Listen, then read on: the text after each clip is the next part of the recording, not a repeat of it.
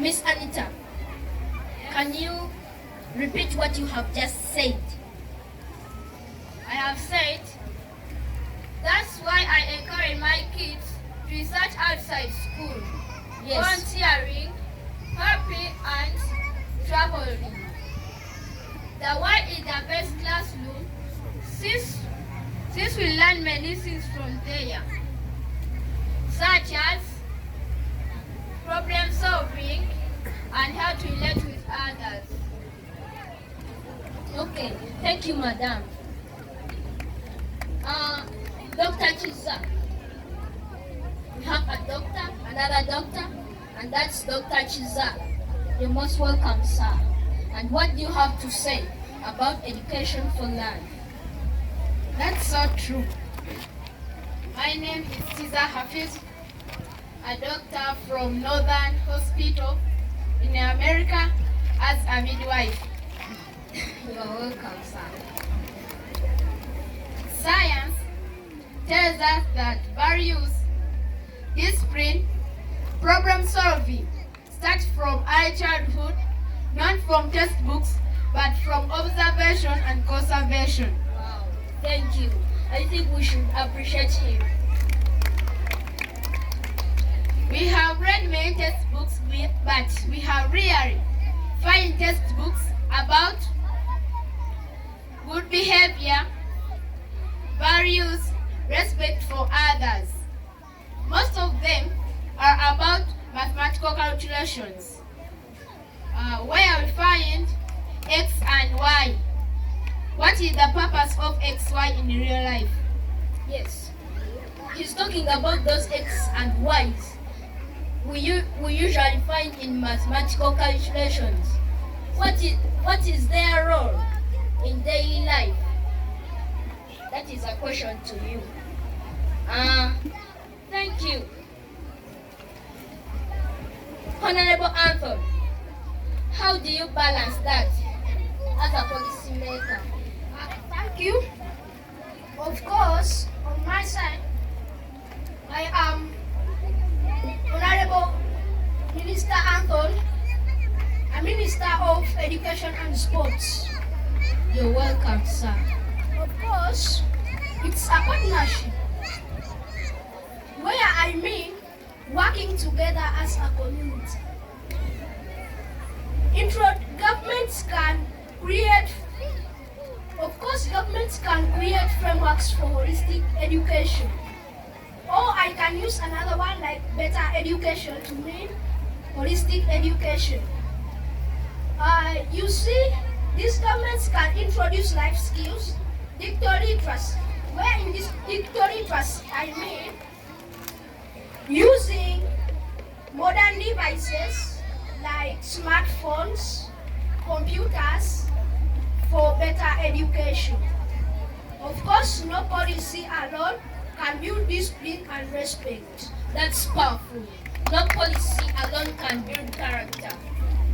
Now, let's talk the challenges. Because we have talked much, but the challenges are still there. Mr. David, a teacher, what's the biggest obstacle you see to teaching life education? Thank you, sir.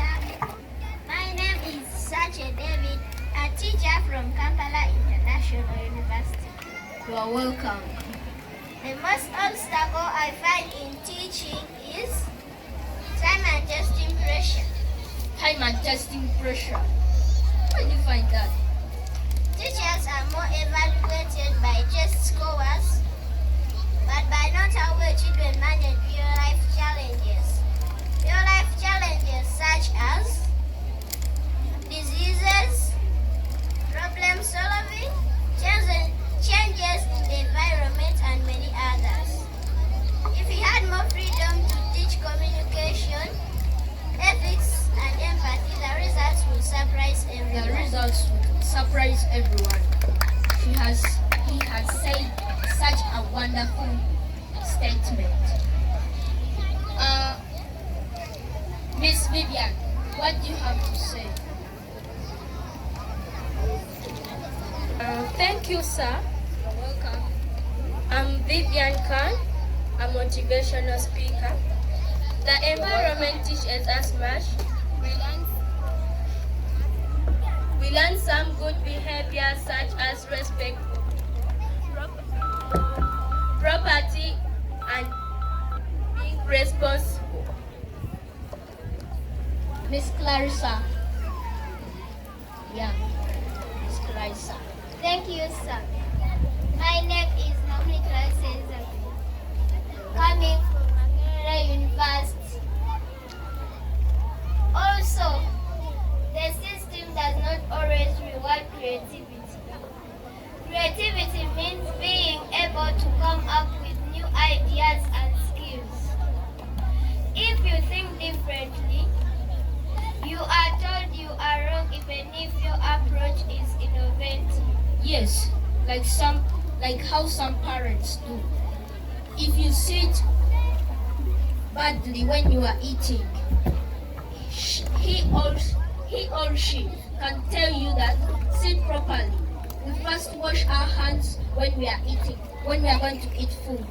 Thank you, madam. Miss Dory,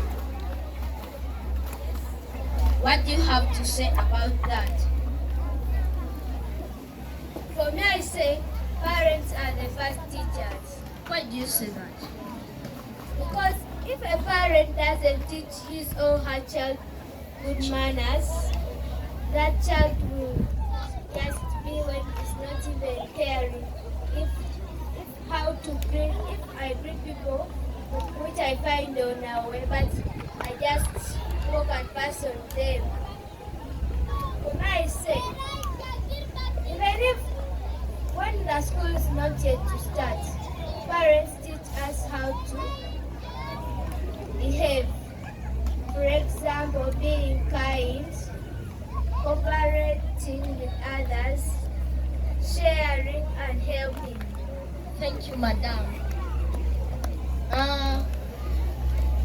Miss Rona, what do you have to say about that? My name is Nakachana Liza, a motivational speaker working as a lawyer. Exactly. Education for life means learning to become what you will become in future. It's about purpose and responsibilities in a community. You can have degrees, but if you don't know how to use and how to serve others, education hasn't done its job. Education hasn't done its job.